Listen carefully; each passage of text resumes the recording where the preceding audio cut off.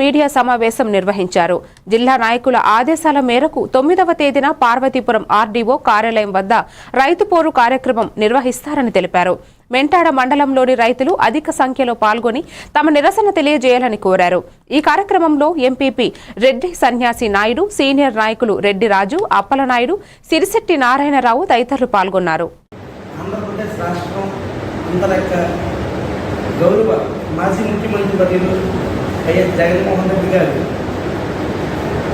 urea కొరతపై ఆయన పిలుపు మేరకు, అదేవిధంగా జిల్లా పార్టీ అధ్యక్షుడు మధ్య శ్రీనివాసరావు గారు, మన మాజీ మంత్రివర్యులు రాజేంద్ర గారి పిలుపు మేరకు సాలూరు నియోజకవర్గానికి సంబంధించి పార్వతీపురం రెవెన్యూ డివిజన్ ఆఫీసులో